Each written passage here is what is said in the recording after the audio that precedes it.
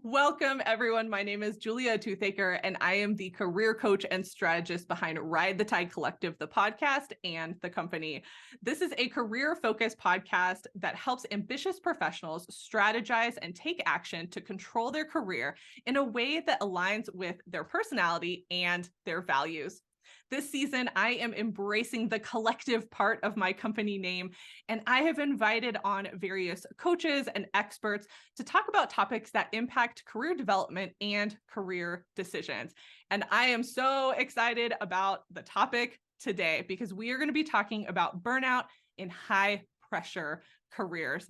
And my guest today is Dr. Tamara Beckford, and she is an emergency physician. So you know she's going to have some stories about being a doctor and being in the ER. And she is also the CEO of Your Caring Docs, which is a company that helps companies create amazing cultures and reduce employee burnout through self-care workshops. She hosts the Dr. Tamara Beckford Show, where she has interviewed over 165 physicians about self-care, wellness, and the fantastic things that they are doing inside and outside clinical medicine. Globally, her podcast ranks in the top 5% of podcasts. Congratulations. That is such a big deal. And she has been a guest on dozens of other podcasts and has presented on a multitude of platforms. Let me tell you, she has done a lot of speaking. She has been involved in a lot of different things. She's been a mentor. I also want to recognize that she was recognized as a COVID-19 hero for her work during the pandemic. So I know a lot of us, all of us that have lived through that, we thank you for your work in doing that and trying to keep everybody safe as best you can. And last thing I want to say before I throw it over to you is you have 2 books out that have recently come out, and we'll talk a little bit more about those toward the end, but oh my gosh, the topics and the content look so amazing. So I'm very excited to be able to share that with my audience. But Dr. Beckford, thank you so much for being here and being a guest on the podcast today to talk about burnout. Oh my goodness. When you're reading all of that intro, I'm like, I need to figure out who that person is. Doesn't that happen though when you're a You're high like, achiever and you're doing so many things, you forget until somebody yes. lists all your accomplishments And out you're what like, you've done. "Ooh, that I need to find that person." But wow, thank you so much for having me on this wonderful show and your podcast. I think we're going to have an exciting and a great conversation today. And I hope and I know actually that it's going to provide a lot of value for your listeners. So, we're going to dig right in. Yes, yes. So I want to jump off with a Mhm. question because Absolutely. I feel like people who are in high pressure situations, and I think that you could probably lump high achievers into this because I think that high achievers and high performers create their own high pressure situation Yes, in their they careers. do. I know that was my experience. A lot of my clients have experienced that as well. Mhm. And so I want to start off with kind of a broad question of what keeps people from engaging in self-care? Like, what do you Mm. feel like is the barrier that you see, especially dealing with doctors who are in high pressure all the time? Yes, great question. One of the challenges with self-care is I think the rhetoric around it over the past years, is that self-care is just something that you do recreationally. Mm, It's not something that's an integral part of your health. You know, why would someone want to just go and just get manicures and pedicures and then that's not part of the health. That's an aesthetics thing. That's not mm, something that's going to cause or to help to develop that's not in a part of personal development. That's not a part of getting you beyond or moving you further into your high pressured career. And so the thought process around self-care has never been one that is it's important for the health and well-being of the individual, and mm. therefore it's on the back burner. It's not even on the back burner. It's behind the stove Like when that thing falls and you have to move the stove out and then all those things, you're like, ooh, that's where self-care has been put this Yeah. entire time. So now we're realizing how important it is because we're in the realm of burnout. And Mm, we're at burnout. Why? Because we've been consistently just working, working, working, working. mhm. Breaks, they were thought about, encouraged, depending on the environment that you worked in. Right. Breaks were considered a sign of weakness, right? Mhm, mhm. If you hear the rhetoric, oh, back in my days,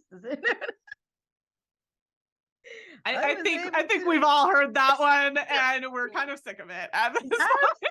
Absolutely. Because now we're really putting in high value on the fact that back in my days, you were not getting any time to rest.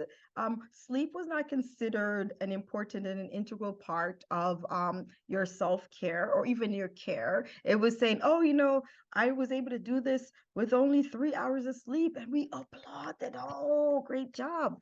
Um, no, we know that it's to be high functioning, and high functioning is not to say you're only a high achiever on minimal rest or minimal. To be high functioning as a human being, our brain and our body needs to be at a state of rest and restoration throughout the period. So Yes. we have really put an emphasis on not doing that, on hustling, continuing, and then, secondary to all of that, you start to break down. You're having either a mental or physical breakdown. You can't move as much. And we've all been through that, when you Mhm. get up and you're wondering, like, okay, I used to be able to do all of this. Now I Right, can't. right. But it's a process because you have not given your body the chance to restore itself through these integral periods. So it's not something that you need to just go all the way till you're broken, then fix and then start back again. You try to do the maintenance thing, just like you do for your car. You break in individual periods of time and allow restoration to occur so that you can go longer. Right, right. Okay, we have to go back to the sleep Yes. because in my burnout phase, which I have Hmm. now identified as a burnout phase, Yes. Hmm. slept about 5 to 5.5 hours a Hmm. night. And I wore that like a badge of honor. Of And course. I was like, I was I able only to get need, this done. Say yeah, that again. five Those are the hours. phrases. 5 hours. I'm good. I'm high functioning. I'm doing this. I'm doing that. All of that. Until I heard a statistic somewhere that was like, if you're not getting X amount of sleep, I think it was the equivalent of basically being Driving drunk. driving drunk. And I was like, Hmm. oh my Ooh. gosh, for years. Hmm. Yes. I was like that. And I'm now in a space where I get full, like a decent amount of sleep. Hmm. Hmm. It is life You're like, changing. is this what those other people were doing? It's like a Yes. whole new world. Well, so here's my question though, because I can, when I look back now, and if this is not something you cover, just let me know. But when I Hey. look back now and I look at that sleep, part of the reason that I didn't sleep is because I was very anxious. Yes. And that anxiety like Hmm. prohibited my sleep Hmm. because my brain was just constantly going and going Going. and going and going. I Hmm. can guarantee there are people listening to this who are probably like, oh my gosh, that is me right now. Yes. Do you have any thoughts of like what is the precursor to that? Like, how do we like get our brains to shut off so that we can get the sleep? That's a great question because I myself went through the same process. As an ER doc, especially when I first came out of training, you can imagine. Now you are you're on your own. All the decisions you make are yours. So you don't have the attending to say, well, I spoke to my attending. No, you made that decision. That person went home. So when I would go home at night, I would constantly question myself. Oh my gosh, is that person okay? I'm not sure. I hope they're okay. Are they going to come back to the emergency room? And God forbid you went back to work the next day and saw a name that was similar to that name. You thought, oh, they came back, but they're worse. No. And, so your mind is going. And so anxiety levels are very, very high. So what is the one way that I started to learn how to manage that within myself is I had to really learn how to calm the noise. So one is I had to tell myself, okay, you're doing the best that you can with the information that you have right now, right? Because a lot of the anxiety are based on decisions that you had to make. If you think Yes. about decisions you made during the day or decisions about things that are not even there yet. Oh my God, 5 months from now, I might need to go on vacation. Sitting there worrying about the decisions for 5 months from now. When we talk about mindfulness, that's what mindfulness is. Appreciating the now, appreciating the present, appreciating what's going on around you. So, what are some great ways and tools for someone who is going through that mind that's just consistently just going and refuses to turn off? So, one thing you can do is to journal. So, start writing down. At the end of that night, if your brain is just going, you can do a brain dump. Write down everything that's going on. And guess what? It doesn't have to make sense. So don't get into that perfectionist. There versus they are. No, just do the brain dump. Let it all out, because once you start to take it from the mind onto paper, the mind begins to calm down, right? And then you can also start writing down gratitude. A gratitude practice is a great way when you start to look through your day, because it's hard to be anxious, angry, and grateful at the same time. It's Yeah. just two different sides of a coin, and it's hard to do the same thing at the same time, to have two of those emotions going. So when you focus yourself on one of those emotions, so I'm going to focus myself on gratitude practice. Oh, what went well today? You did a brain dump and you start talking. I'm so grateful that I got to meet this person. I'm so grateful that I was able to help this person. I'm so grateful. And then you just start writing down all the things that you're grateful for. Your mind begins to calm down. The anxiety starts to ease away. Right, And then, right. of course, if you are a person who's into meditation, or if you're into yoga, then you can use those breathing techniques, which are part of the yoga techniques, and meditation to quiet your mind. But do keep in mind also, as a caveat, you're not going to go from chatter to super zen immediately, because if you're just starting, it might take a little bit of time, but each time you just center your mind and you bring it back to whatever it is that you're focusing on. And that's why sometimes in yoga or meditation, it might give you a word to hum, because we're thinking about that word and we're doing humming that word, and then our mind goes, and remember that time, Amy, when you forgot to, you just bring it back. Yes. So Okay. those are some active ways to do it. Go ahead. I love that. I love that. And I want to touch on the journaling, because I feel like this is a common thing that people will suggest. Oh, just journal, just journal, just journal. And I will tell you from personal experience, it was very hard for me to focus in on journaling for a couple of reasons. And I had to understand the mindset. And so I want to share this because I think that it's important, especially for high achievers and high performers who are like, it has to be perfect. It has to be this. It has to look this way. I was like that. It's like, if it doesn't look this way, then I don't want to do it. And I'm now in a place where, the way that you describe journaling, just make it a brain dump. There does not have to be a prompt. There does not have to be a structure to it. It just needs to be whatever is on your mind goes onto the paper. And that could be a word. It could be a phrase. It could be a name. You don't have to go into everything about that. And I think that I had this idea of journaling is this like long, exhaustive process of writing pages and pages and pages.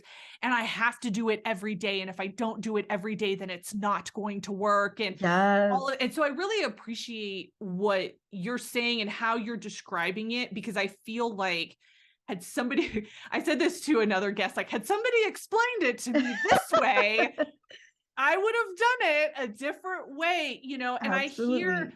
like, I'll be honest, I hear people that we would call like gurus. I'm like quoting that for people who are Mm-hmm. listening to this and not watching it, that, oh, just do this. Just do the gratitude, just do the journal, just do the thing. But they're not really getting into, what do you actually write down? What Yes, does it mean? And then how do you make it work for for you? you.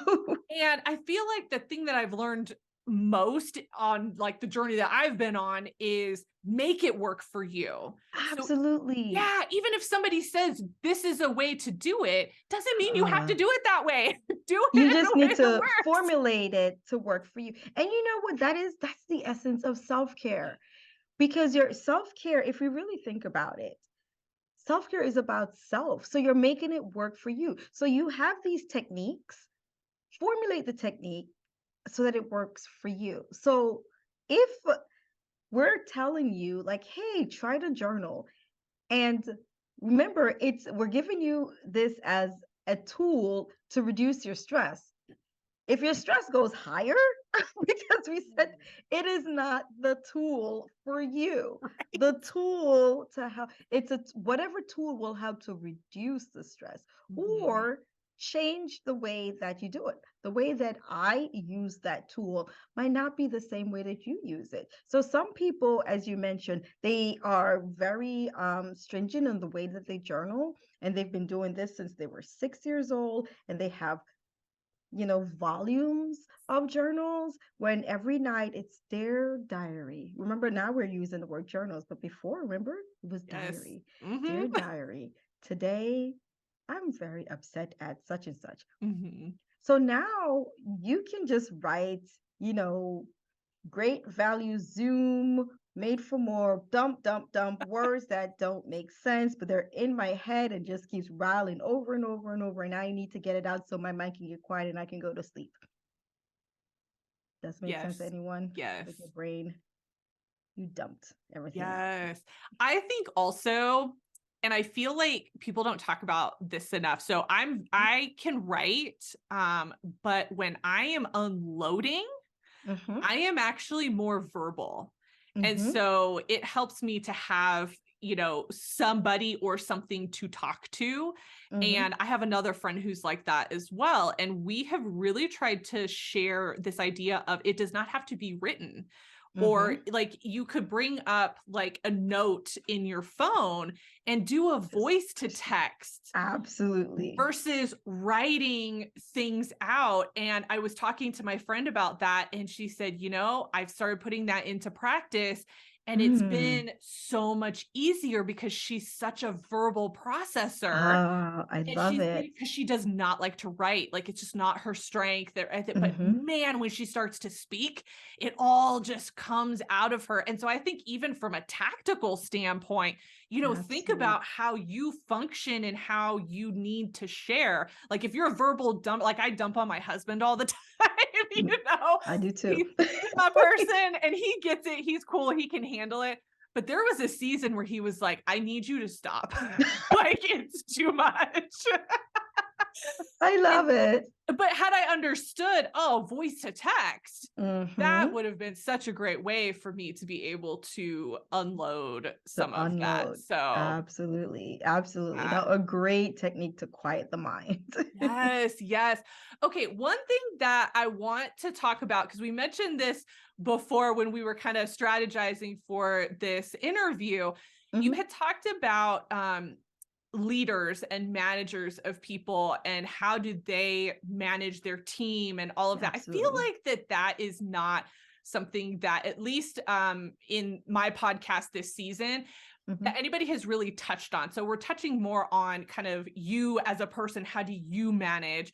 But I know Hmm. I have a lot of clients and listeners who also are leaders and they Absolutely. manage other people. And so can we have like a discussion around, if you are a manager, what do you need to be looking for in the Mm. workplace? Like what are some signs that we need to look for to be like, ooh, maybe we need to have a conversation with that person? Yes, it's a great question. One of the challenge that occurs when you're a leader of a team is that you have many different personalities because you have a lot of people who are working as one in order to move said organization forward. So, as long as everyone has the buy-in and they are on the same page, working together in order to move everyone forward, then we know that that's great. But then challenges occur. People's life change. Pandemics just randomly show up. Yes. And there are different ways of handling it. We've all been taught to, like in med school, we were taught that everyone, when you hear about, mental challenges, there are a lot of people who we have this line that's considered the norm. Like, oh, you're normal, above this line, everyone's normal. Below this line, they're having some type of mental challenge, right? But some people are right at the edge and they're able to handle their lives. They're able to handle whatever challenges that occurs. So they don't go up like below that edge and end up being in the abnormal mental states, where they need intervention. Right. But sometimes something just really enters into their lives that just throws them off the balance. And then they end up in the zone where they're just going further and further down. So, you as a leader, what are some ways that you can recognize this? Now, burnout is one of the things that once they enter into a zone, especially when it's related to work, because burnout really is related to like your workplace versus just depression overall is related to your life. Right. So you start to notice that the quality of the work starts to change. If you have an employee and not just the productivity is down, but the quality begins to change, then you might need to sit them down and find out what's going on in their life. Because if this person is someone that would produce A quality work and now you're getting C quality work, Mm.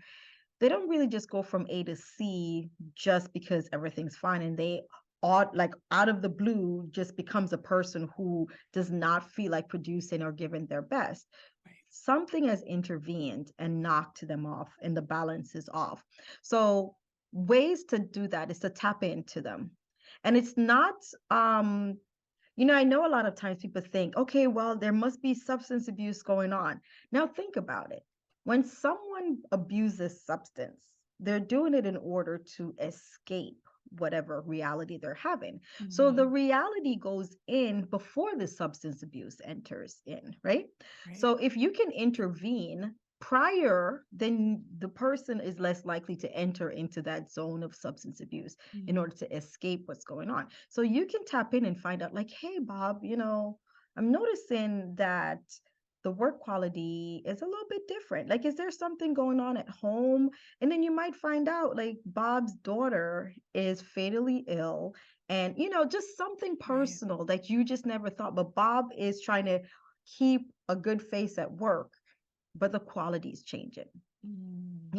So those are ways to just tap in. And then once you figure that out, the goal would be to find ways in order to support that person. Because when you can support them, we can get them back up to speed. So what are some ways that you can support a person? And it doesn't necessarily mean that you're supporting them by telling everybody Bob's business. No, you can find Right. out from Bob, like, or, well, is there any way that I can help or to support you? And Bob might need, on said days, I know we're coming into the office every day, but my loved one has chemo on such and such days. Maybe I can work from home or, work remotely on those days so that I can be there for chemo. Yeah. Just something that enters into, a solution that really can help Bob. And once Bob goes through that phase and, then I'm pretty sure that Bob will not only be a proponent for the organization, if anyone else is having challenges, Bob might be able to even look and recognize, like, okay, and, pay that forward. I mean, might sound like a utopia, but this is just being a human being. Well, and what's so hard is so when clients get to me, I would say about Mhm. half of them have come from really toxic situations and toxic Mhm. management specifically. And so I'm kind of in this place of like helping them heal and move on in their next position and all of that. And what you're describing for some people does sound like a utopia Yes. because they haven't had that level of care Mhm. from a manager. And so I love that you're talking about this and giving even examples of language, because I think there's such a difference between saying, hey, I'm noticing a difference in your quality of work versus going, you know, hey, what's going on? Your work sucks right now. Like, what happened? Like, that vibe is totally different. Different, different. And you as a manager, I feel like a lot of times the managers have different resources too, Mhm. or a different level of knowledge. Like I remember getting training as a manager at organizations that I worked at where I knew just more about what was available Yes. to my people so that I could give them resources. Hey, did you know you could do this? Hey, Yes. here's an option. All of that. It's just empathy. It's just like basic empathy for the people that work for you. Yes. Yes. Ah, Yes. I love So, that. recognizing is like one of the top ways. And how do you recognize? By tapping into your people and doing checks every once in a Yes. while, like a 2-minute check, in on them. You're walking down the hallway. How are things going, Mhm. Sarah? They're good. Okay. And then you can check in with that person and you might know something personal because guess what? You've asked, hey, what are Right. some of the things that you enjoy doing outside of work? Because these are important to them. Like even the statistics shows, like, why are people leaving? Other than money, they're leaving. They don't feel like there's any advancement. They Yep. feel like they're being disrespected in the workplace. So Mhm. these are all ways for you as managers to be able to keep your team together on the same Yeah. accord because you're all working for a same goal. And Mhm. if your team feel valued, Yes. Yes. And okay, I have to make a nod for high achievers and high performers as well, because I Mhm. feel like we are the ones, and this is personal experience and from what I see from clients, where I will almost double down on my work when I'm stressed, when I'm burnt out, when something's Yes. going on at home. Mhm. Mhm. That is almost my escape, is going into work and basically being on overdrive On and over, yes. overdoing it. And I feel like high performers get overlooked so much for Absolutely. mental health and just general care because we put on such a good facade and we're Mhm. like, no, we're fine. We're good. Mhm. I can handle it. I can handle it. The amount of times that I said that when I was absolutely drowning in Yes. my mind and in what was going on, and Mhm. it was not healthy. But people looked at Yes. me and they're like, well, you're the rock. You're the Yes. stable one. You're the one that everybody goes to for answers and all of that. But who was I supposed to go to? You look around and you don't have any. And with that, like and we said, that's the tapping into your team members for those 2-minute check-ins on a, Mhm. as best as you can on a consistent basis, because you will see, because even high achievers, there are times that they look flustered and you can tell. Yes. But you can only tell if you tap in and see it. Hmm. Hmm. Because during the time, and the challenge with high achievers is that we go, go, go, go, go. By the time we break down, there is nothing left. So we don't break down at 30%. We don't break down with 15%. We break down with negatives. Like there's fumes left. Yes. So when you are leading that team and you can tap in and then you can see, you'll see the time when you're saying, okay, your work, wow, you're really doing a lot, but I've noticed A, B, and C. Because Hmm. even with high achievers, the work, because that's just your personality, you're a high achiever. So your work will still be there and you'll still produce, but you'll start to neglect other parts of your life in Hmm. order to produce that. And that's right. I feel like I'm being called out, right?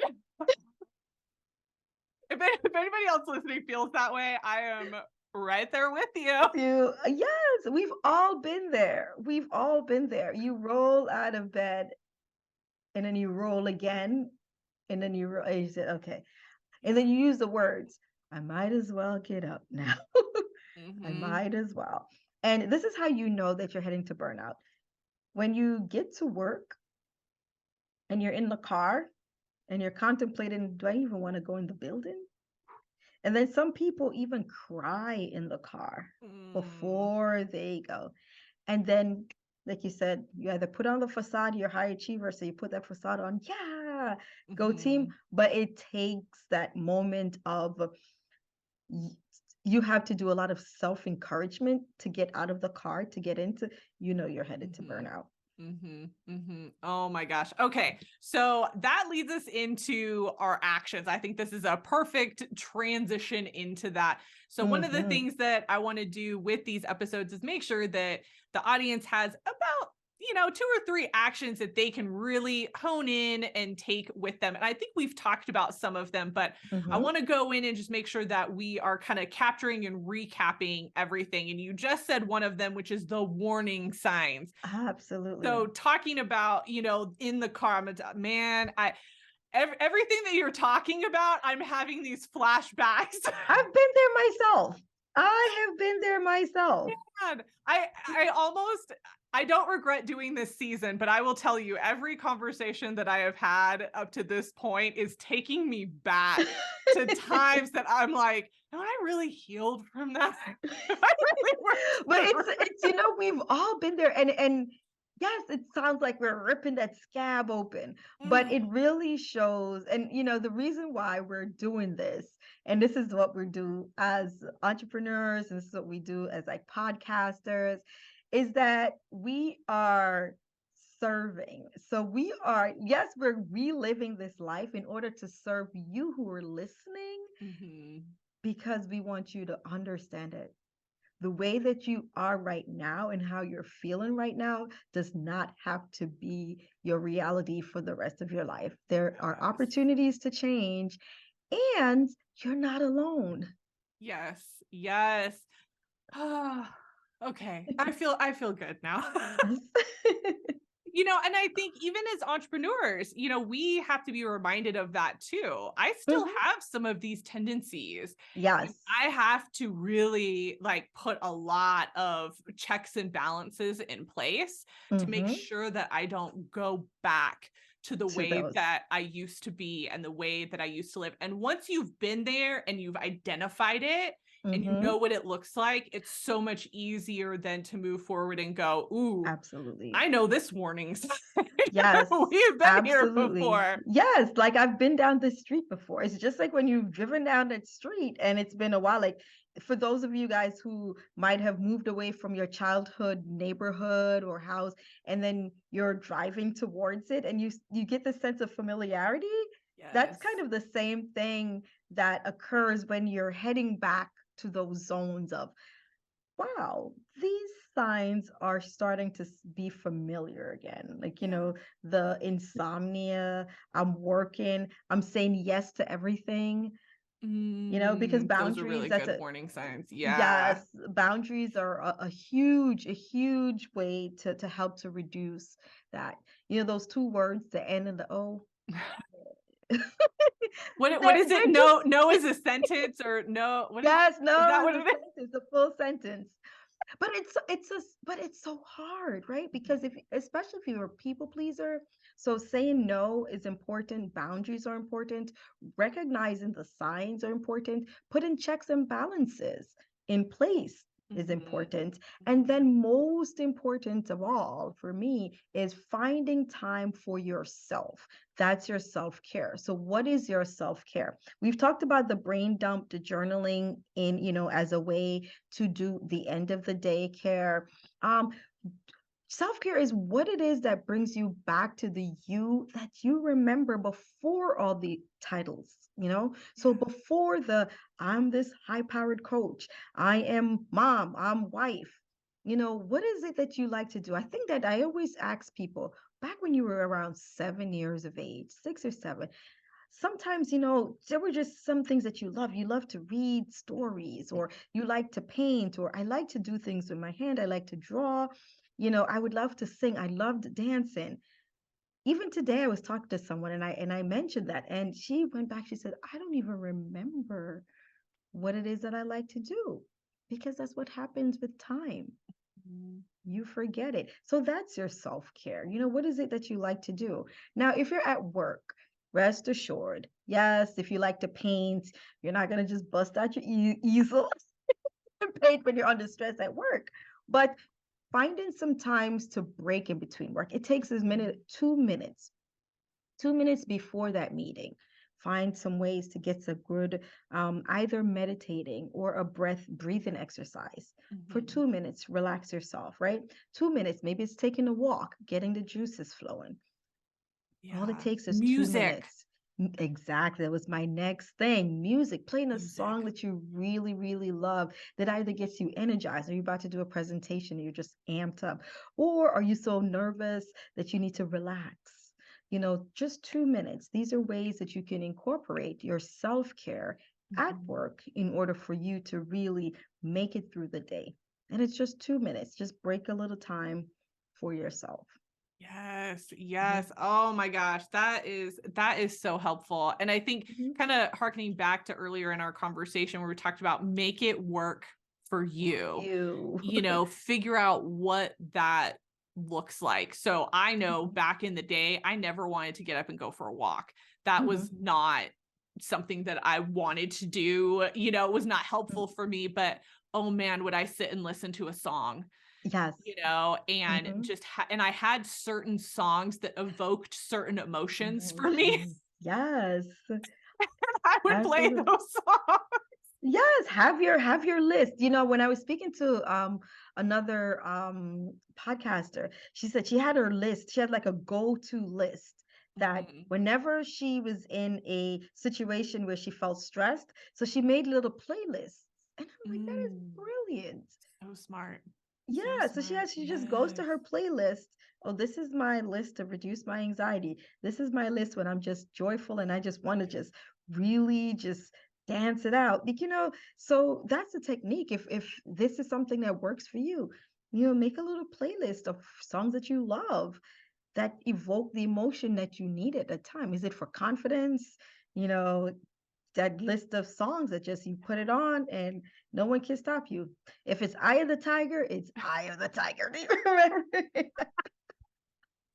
Yeah, I mean, and it's one of those things where I feel like people are doing more self-care than they think that Yes. they are.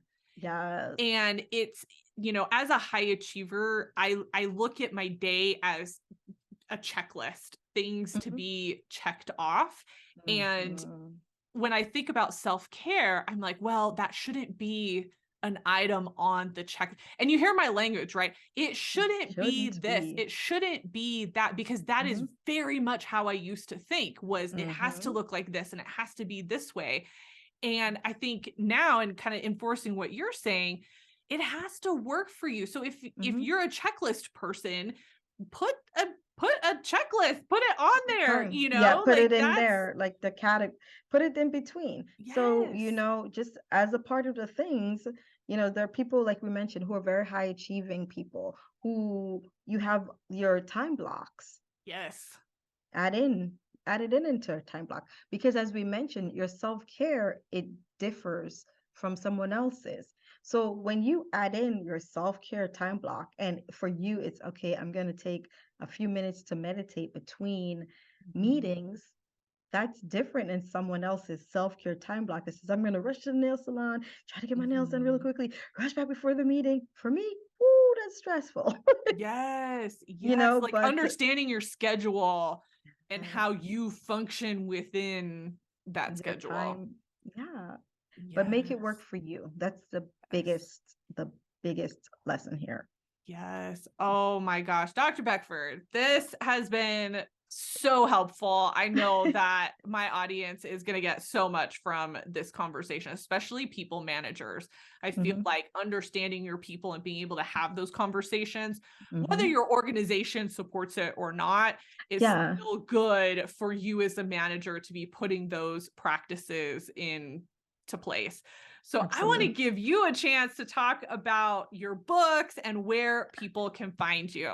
Absolutely. So I have the honor of being part of two collaborative efforts that are best sellers. Talk about high achieving. So the first is this book is called Made for More. So Made for More, both books are by physician entrepreneurs, and this one is entrepreneurs who are living life and practicing medicine on their own terms. So they're a book of stories, and each of us have put together stories of our life. So these are what we are living. And the first book is for entrepreneurs. So how did we end up on our entrepreneurial journeys? There are 47 stories in this book, and you will be able to find yourself in at least one of those stories. Some of them are tearjerkers, and it'll also give you an insight as to what some of and a lot of these stories are from the pandemic and right Mm. before the pandemic. So some of them are what your doctors were going through during that time. Mm. Um, what they were going through in life, in medicine, in their jobs, careers, just a lot of things. So you'll get a good insight as to, what happens in the medical field. So it's different than the rosy things that you saw on TV, especially the 1980s doctors. Life's a little Mm. bit different now. Yeah, And yeah. then the second one is Thriving After Burnout. So this one also is a compilation of real stories from physicians, and these are from female physicians, and a lot of tear jerkers in that one also. This one has a little bit more. There might be around maybe 50 to 60 stories in Wow. there of physicians, and you'll see the life and what led them to burnout. You'll Mm. see what are some of the things that they're doing after burnout. Their stories vary because of course, everyone's life experience differs, but Mhm. you should be able to find yourself in at least one of these stories there. So those are the Yes. two books, and they are available on Amazon. And for me, as I mentioned earlier, I am the CEO of Your Caring Docs, where I help organizations to build an even more amazing culture and reduce stress and burnout through curated self-care workshops. And I also speak on the topic of self-care to help to reduce burnout. So if you're looking for a speaker, you can find me. If you're trying to find me overall, I'm on LinkedIn, very, very, very much active on LinkedIn. Just look at for Tamara Beckford. That's TamaraBeckford. Now, to go to my website to find all things me, you can go on my website, which is yourcaringdocs.com. That's URCARINGDOCS.com. You'll see some of the things that I've done, the podcasts that I have, which is the Dr. Tamara Beckford Show. You'll be able to see on my newsletter. I put out a newsletter on self-care every Sunday. So you'll be able to sign up for the Sunday newsletters, see speaking engagements that I've been part of. And also, if you'd like to book me to speak at your event, I would love to, and you can do that through that page. So all things me are on yourcaringdocs.com. That is amazing. And I will have links for all of this in the blog post for this episode. And the other thing I want to do, even if you are not a doctor, if you're not in Mhm. the medical profession, I think that it's still worth checking out these books and checking out your podcast, because if you are Absolutely. somebody who identifies as a high achiever and a high Yes. performer, I think, Welcome to the club. looking to the medical profession, that is Hmm. such a high stress, high burnout job that I Hmm. absolutely believe that you would find yourself there, even if Absolutely. you're not in that profession. And I feel like we don't hear a ton of stories from people. And I think Yes. especially as women, Hmm. we do not hear enough of people talking about it, because a lot of Hmm. high achievers are not in a place where they're willing to break down what broke them down. Right. I Yes. think We you still and have a I lot are of there. barriers. Yes. Yes. there's so many barriers. You and I are there because this is the work that we do and we're helping people through it. But I feel like we are such a small percentage of people that are actually in it and going through it. And so I just want to give an extra push for that, because if you're like, well, I'm not a doctor, so I'm not going to relate, it does not Oh matter. no, it doesn't. Does You not know, matter. I'll tell you this too. As a doctor, I just see myself, that's just what I do. That's not my entire identity. So if I were a carpenter, I'm a carpenter, you know? So it's just so I know that at times from the outside, society might look at physicians and say, well, life is so grand for you. But that's why these stories are out there, so that you can see behind the scenes, the emotions that these these stories are from women, that these women have. Because if you're a high achieving person, substitute the word doctor for whatever it is, and you'll find these stories relate to you. Yes. Just Yes. substitute it. So yes. Oh my gosh. Dr. Beckford, thank you so much. I so appreciate you taking the time. This was such a wonderful conversation. thank you for having me. I had a fantastic time.